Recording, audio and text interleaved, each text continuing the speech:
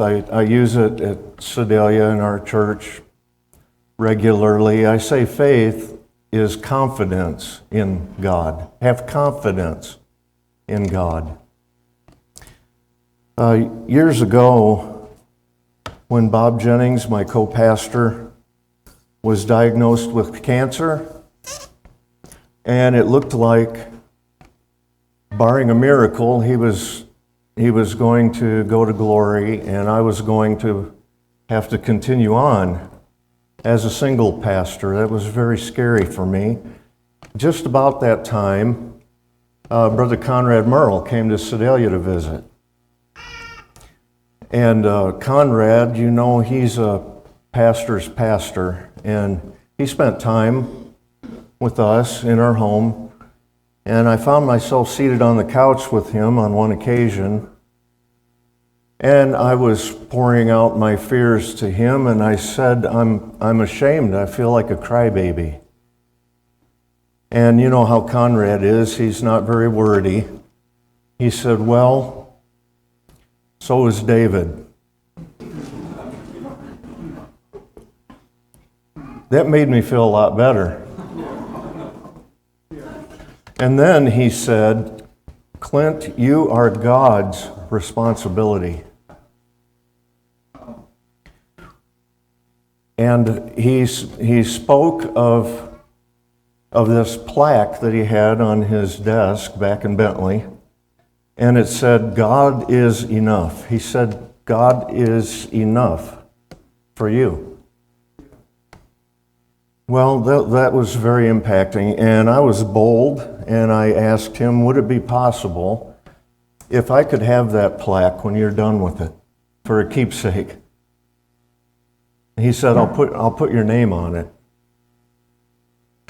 So as time went on, my co-pastor, Bob, passed away, and Conrad himself grew weak, and he went on to glory too, and a little more time passed, and I didn't hear anything about it. I thought that was gone. But then the last camp we had here in 2019, you can believe my amazement when I checked into my room, and there sitting on the desk by the sink was this plaque, God is enough, and it had my name on it in Conrad's handwriting. I happened to bring it today. And this is not show and tell, but I thought because it's a camp and not a high-powered conference,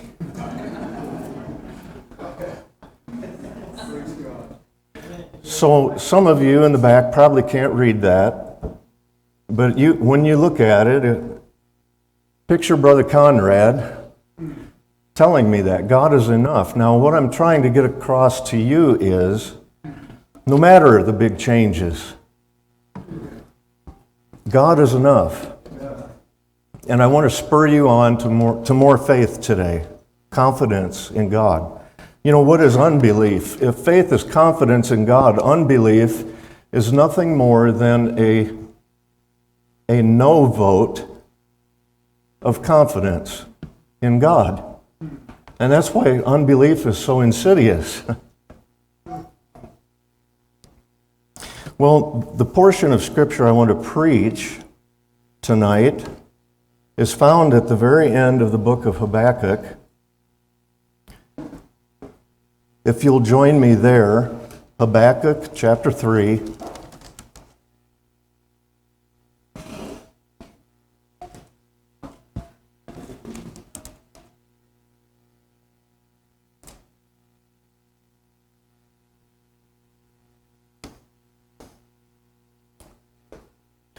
Some of these portions, these verses here are so poetic that they make a preacher feel ashamed to preach it without preaching the whole rest of the book before it.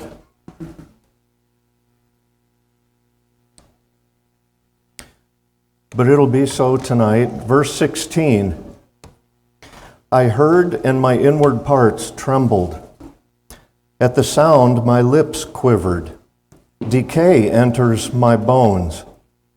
And in my place I tremble, because I must wait quietly for the day of distress, for the people to arise who will invade us. Though the fig tree should not blossom, and there be no fruit on the vines, though the yield of the olive should fail, and the fields produce no food, and though the flock should be cut off from the fold, and there be no cattle in the stalls, yet I will exult in the Lord, I will rejoice in the God of my salvation. The Lord God is my strength. He has made my feet like hinds' feet, and makes me walk on my high places. There's a source listed here in these verses, a source of joy. He says, I will rejoice. There's a source of salvation. He says, the God of my salvation. There's a source of strength. The Lord is my strength. And there's a source of stability. He's made my feet like the feet of a deer. All of those things, same God. Also, we see in these verses, my salvation, my feet, my high places. It's very personal. So we have to get beyond just Habakkuk and the historical setting. This is personal. Now, I plan on backing into this text here today, and by that I mean I'm going to preach verse 19 first. And in fact, I'm going to start with the last two words of verse 19 and come in through the back door. The last two words, high places. He makes me walk on my high places. One survey taken said the second most common fear is fear of heights. That survey said the first most common fear is public speaking.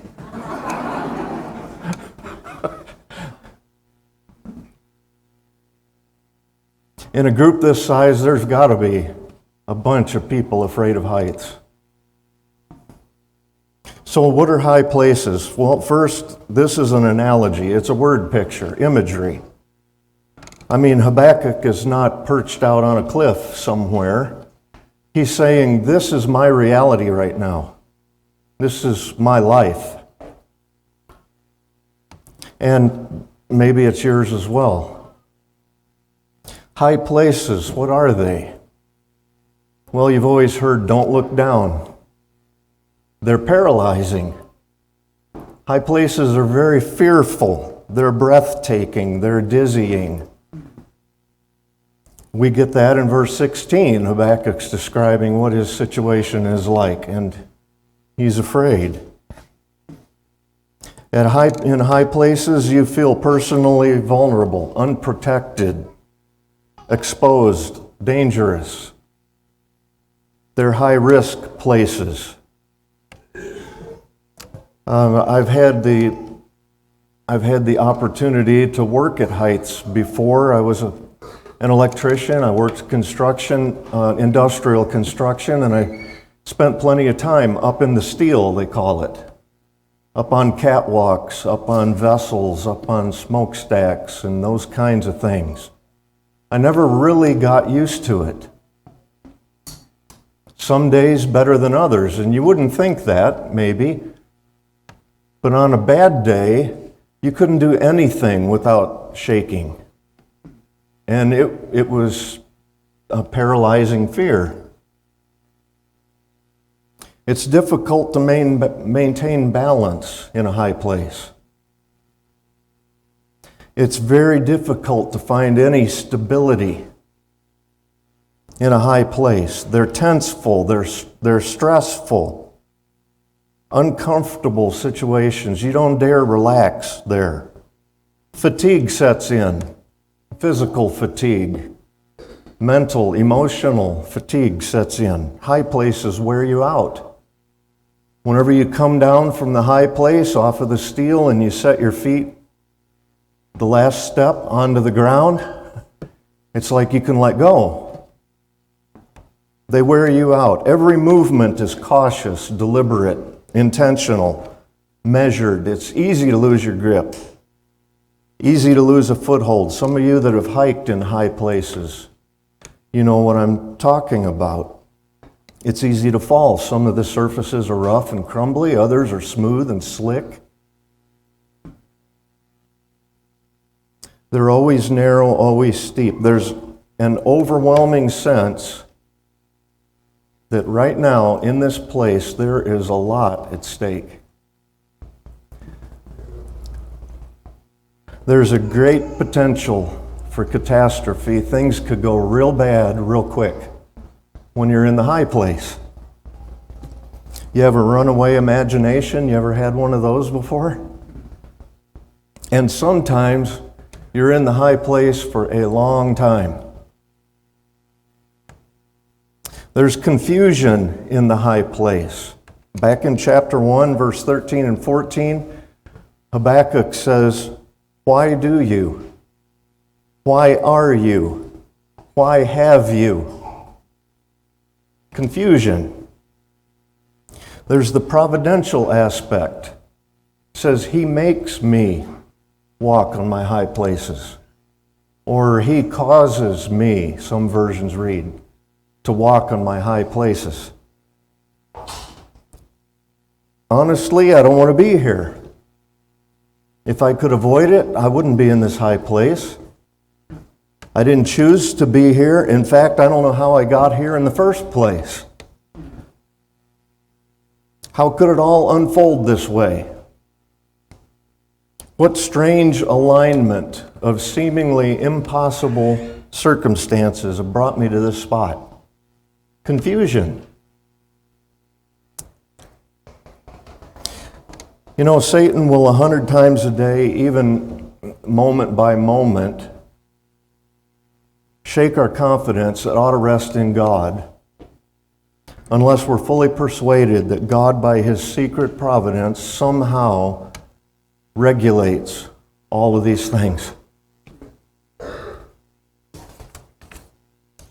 John Calvin said, "The faithful would ever wander in their thoughts except they carefully concentrated all their senses on God and continually restrained themselves, lest worthless speculations or imaginations should lead them astray."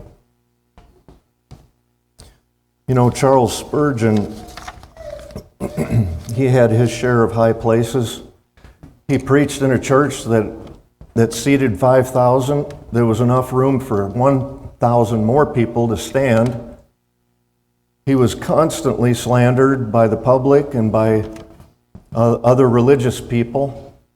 Someone cried fire in one of his meetings, and the stampede that resulted killed several, and he almost never recovered from that.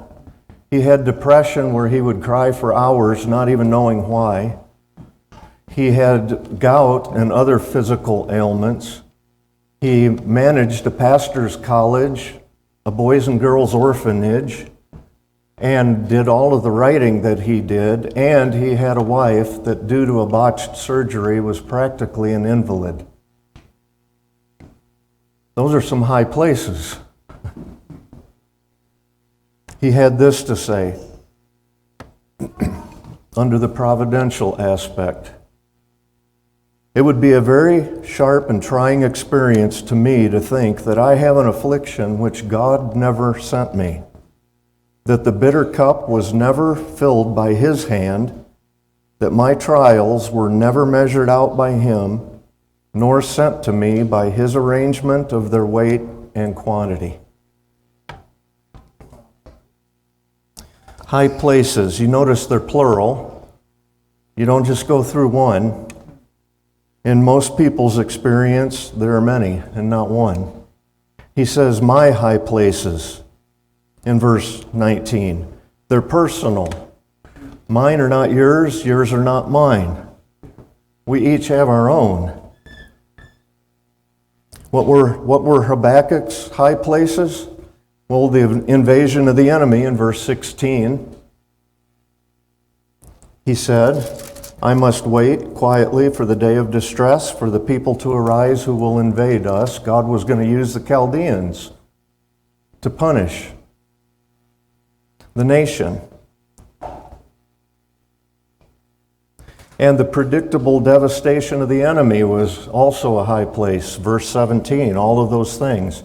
He says, though the fig tree should not blossom and there be no fruit on the vines. It's multiplied adversity. You know, if it were just one thing, maybe you could handle that. You might even be able to do it in your own strength. But when it's this and that, and then this and that also, and not long after, it's this and that, multiplied adversity. That's often the case. It's been my case. Metaphorically speaking, in your and my experience, it's as though the Chaldeans have invaded. In fact, we could say, using the same imagery and illustration, the Chaldeans are alive today. They still invade. Maybe there's an invasion going on in your life. When the Chaldean army comes with their scorched earth reputation, Habakkuk's homeland would be plundered and stripped of everything they have. He supposes the end is going to come to all of his creature comforts and supports, and that all human hopes would fail. I mean, when it all becomes barren, what then?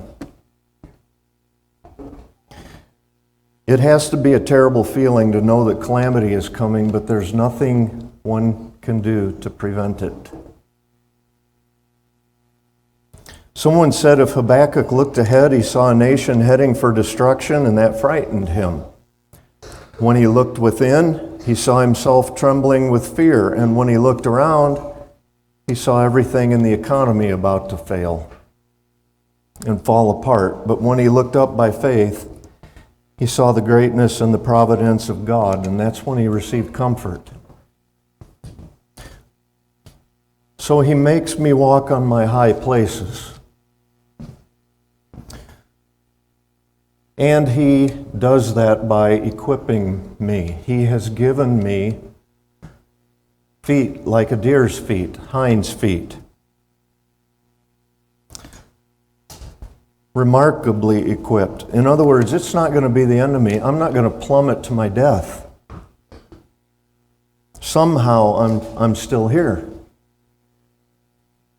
Now this is a simile, at least that's what the English teachers tell me, and that's a figure of speech that draws a comparison between two subjects using the word like or as. He has made my feet like a hind's feet. Simile. And the figure of speech was taken from an observance of these animals in their natural habitat. Now, what these animals are, our English version says a hind, which is a female deer. Some other versions might say deer. But it's probably not exactly as translated in our English versions. We tend to think in American terms, a deer is a mule deer if you live out west, or it's a white-tailed deer if you live in the Midwest. And in fact, using the deer translation, some commentators have assigned swift-footedness here as a characteristic of this creature. But more than likely, the context, since it refers to high places, it seems like it, to me, clearly emphasizes sure-footedness rather than swift-footedness. It's a high place.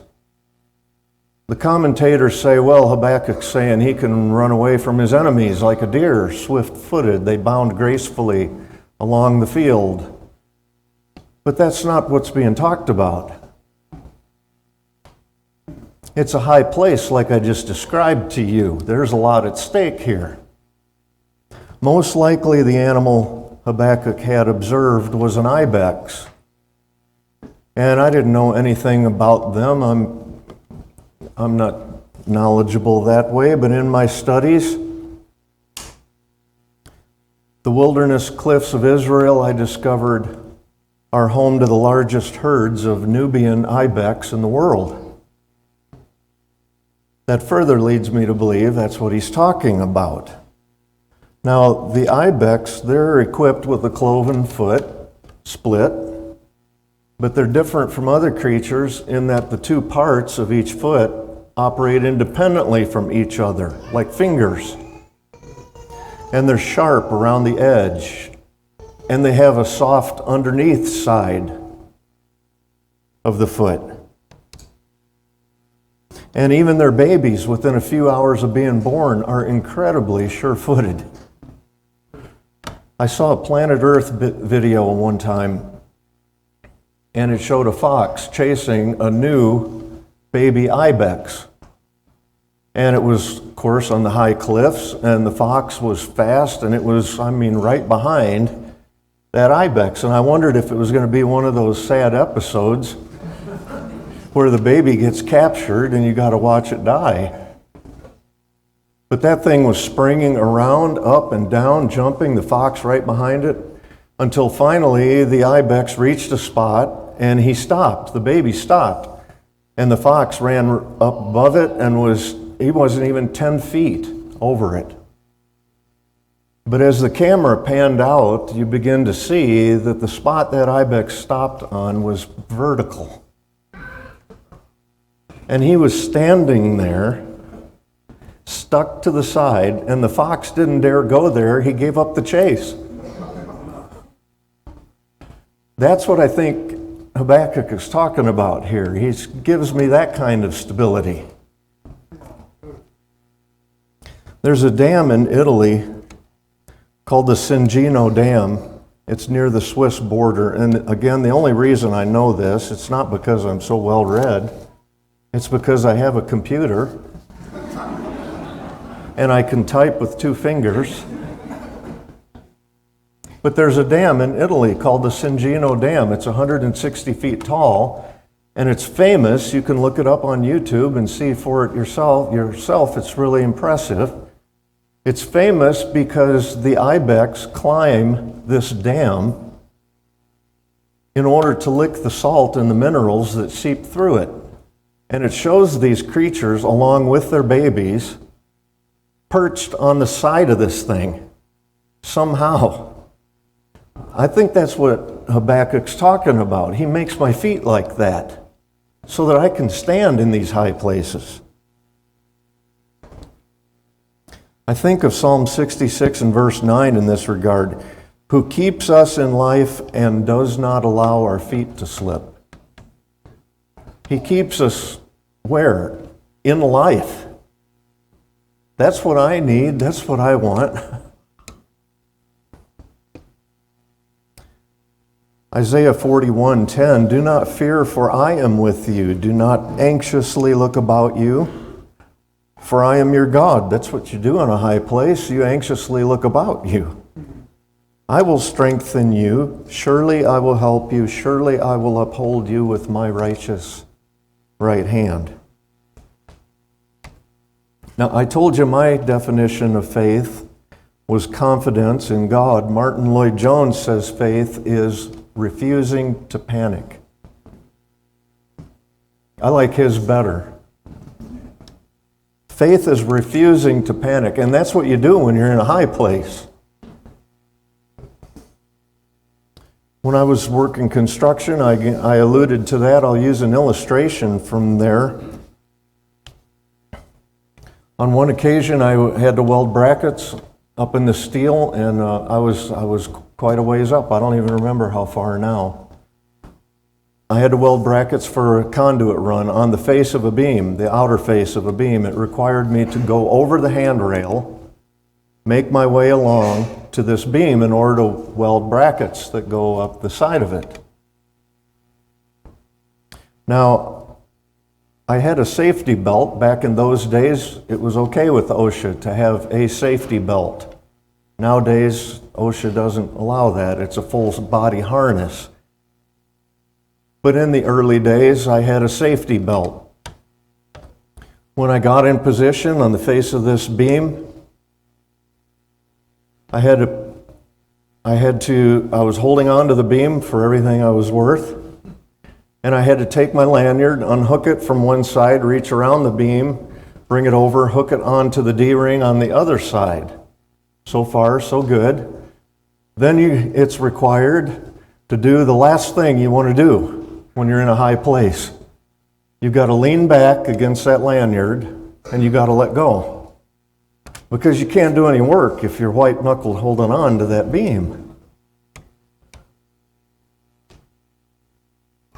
Then, since I was welding, I took a bracket in one hand, a welding lead in the other hand, and I nod my head and everything goes dark because your welding hood goes down. At that point in time, the best definition, the best illustration of faith that I can think of is what I was putting in that lanyard right then. Now, my safety belt is mine personally. I don't borrow somebody else's, it's mine. It's got a tag on it, a metal tag stamped on it that tells me the date it was inspected. And when it's inspected, it's verified to be able to hold not only my weight, but a high percentage above that. If it ever frays, it's got to be turned in and put out of service if it ever gets frayed or something like that. Now, all of that I'm saying is not for the benefit of other people. That's for my benefit. So I can lean back on that thing and have confidence that it's not going to give way. That's faith. Confidence in God. Now Habakkuk made my feet like a deer's feet, like the feet of that ibex I was describing, and he makes me walk on my high places. There's preserving mercy manifested in that verse. He's made to stand scarcely where an ibex could find a footing. And he's not permitted to slip, and he's able to stand on his high places by means of a gracious upholding of God. Now, this isn't the first place in the Bible where that phrase, he's given me the feet of a deer and made me stand on my high places, where that comes up. Some of you might recognize it from the Song of David. In Psalm 18, David says it as well. Now, I'm told in my version of the Bible, at the very beginning of Psalm 18, the circumstances surrounding it, David addressed the words of this song to the Lord on the day when the Lord delivered him from the hand of all his enemies and from the hand of Saul. That sounds like a high place to me. The commentators are divided. Some say 7 years, some say 13 years that he ran from Saul in the wilderness trying to kill him. So he wrote this song on the day where he was delivered. The first verse says, I love you, O Lord, my strength. Verse 33 has the verse I was talking about. He made my feet like the feet of a deer and set me secure at the heights. Verse 35, your right hand upholds me, and you enlarge my steps under me, and my feet have not slipped. Verse 36. The psalm writer in several different places speaks of that. The steps of a man are established by the Lord when he delights in his way, and though he fall, he'll not be cast headlong, because the Lord upholds his hand. That it won't be the end of him. Left to his own strength, the verse might read like this: if he fall, he will be cast headlong. But thankfully it's not. So confidence, faith in God to sustain those who cling to him in desperation. Now when you take this verse and these thoughts that I've been sharing here, and you overlay them in your Bible reading, you'll soon discover all of these characters of the Bible that found themselves in these high places. And due to confidence in God, he delivered them. Moses at the Red Sea with Pharaoh bearing down on him. They walk across on dry land. Stand still and see the salvation of the Lord. Daniel in the lion's den. He was taken out, the Bible says, out of the den, and no injury whatever was found on him because he trusted in his God. His 3 Hebrew friends thrown in the furnace 7 times hotter. It says, no effect on the bodies of these men. There was no effect. The fire had no effect on the bodies of these men, nor was the hair of their heads singed, nor were their trousers damaged, nor had the smell of fire even come on them. They said, our God is able to deliver us. Peter was thrown in prison by Herod, the next day likely to be executed. He's asleep between two guards. The angel has to kick him in the side to wake him up before he breaks him out of prison. And how about the Apostle Paul when Jesus told Ananias in regard to Paul, I will show him how much he must suffer for the sake of my name. That's high place. As it goes, he was stoned and left for dead. He gets back up and walks into the city. Verse 19, the Lord is my strength. He's made my feet like a deer's feet. The Lord is my strength. Not he gives strength, but he is my strength. And there are verses that say he gives strength. It seems to me like that's from the outside. I give you something from the outside. But the Lord is my strength is internal. Not an outside source, but within. The source of all strength coming from God. Paul was told, my grace is sufficient for you, my power is made perfect in weakness. That's an incredible verse when you think of it. His power perfectly fits my weakness. Weakness is discovered in the high place. Someone said a man's strength is at best little more than weakness. I like Corrie ten Boom, a quote. She said, trying to do the Lord's work in your own strength is the most confusing, exhausting, and tedious of all work. So you preachers remember that, Corey. And you know, it's true. When I found the work becoming very tedious and exhausting and confusing, a lot of times it's because I have to come to the conclusion it was my own strength. Well, somehow we don't just survive the high place. Somehow there is a way to be able to rejoice in it. Verse 18, he says, yet I will exult in the Lord when all this bad is going to happen. And I will rejoice in the God of my salvation. Joy on the high place? Apparently it's possible. I would never tell someone, oh, you just need to rejoice in the Lord always. It would be biblical, but it seems like it wouldn't be very considerate, maybe. So God is the source of joy as well as strength. For Habakkuk, for you, for me.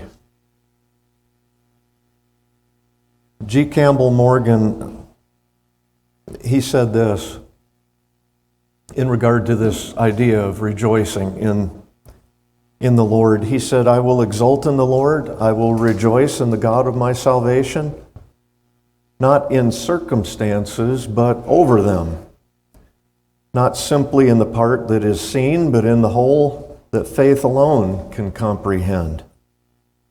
Not in circumstances can I rejoice, oftentimes, but if I have this clear vision of God, it's given to me to rejoice over them.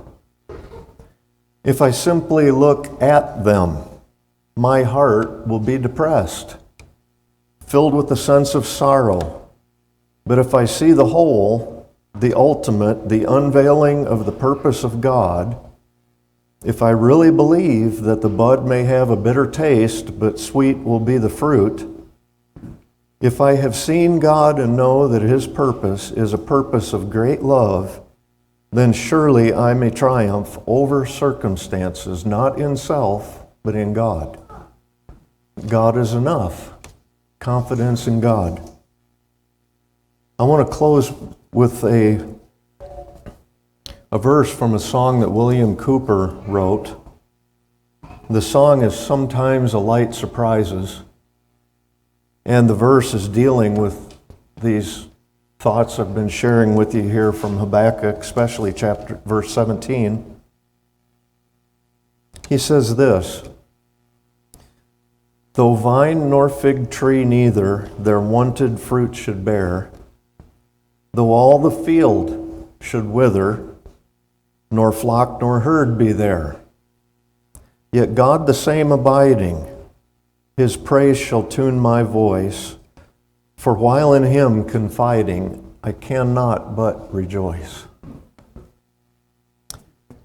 So I want to encourage you tonight to have confidence in God, because he is enough. And I'll try to do the same.